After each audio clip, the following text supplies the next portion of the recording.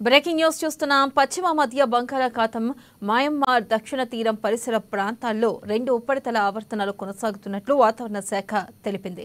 వాటి ప్రభావంతో ఇవాళ అల్పపీడనం ఏర్పడే అవకాశం ఉన్నట్లు ఐఎండీ తెలిపింది. ఇక అల్పపీడన ప్రభావంతో రానున్న 3 రోజుల్లో రాష్ట్రంలోని చాలా చోట్ల మోస్తరు వర్షాలు, కొన్ని ప్రాంతాల్లో మోస్తారు నుంచి భారీ వర్షాలు నమోదు కావచ్చని అధికారులు చెబుతున్నారు. ఈ మేరకు వనపర్తి, నారాయణపేట, జోగులాంబ, గద్వాల జిల్లాల్లో అక్కడక్కడ భారీ వర్షాలు, 1-2 చోట్ల అతి భారీ వర్షాలు కురిసే అవకాశం ఉన్నట్లు వాతావరణ శాఖ హెచ్చరించింది.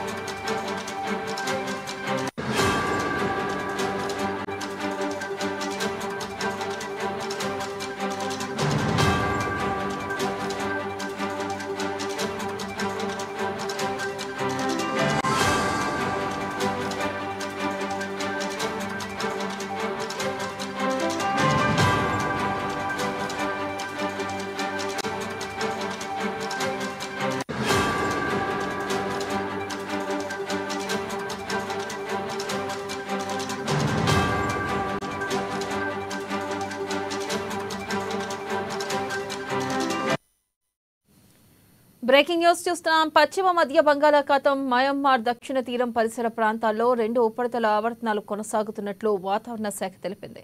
వాటి ప్రభావంతో ఇవాళ అల్పపీడనం ఏర్పడే అవకాశం ఉన్నట్లు ఐఎండీ తెలిపింది. అల్పపీడన ప్రభావంతో రానున్న 3 రోజులు రాష్ట్రంలోని చాలా చోట్ల మోస్తరు వర్షాలు, కొన్ని ప్రాంతాల్లో మోస్తరు నుంచి భారీ వర్షాలు నమోదు కావచ్చని అధికారులు చెబుతున్నారు. ఇక ఈ మేరకు పలు ప్రాంతాలకు వాతావరణ శాఖ ఎల్లో అలర్ట్ ను జారీ చేసింది.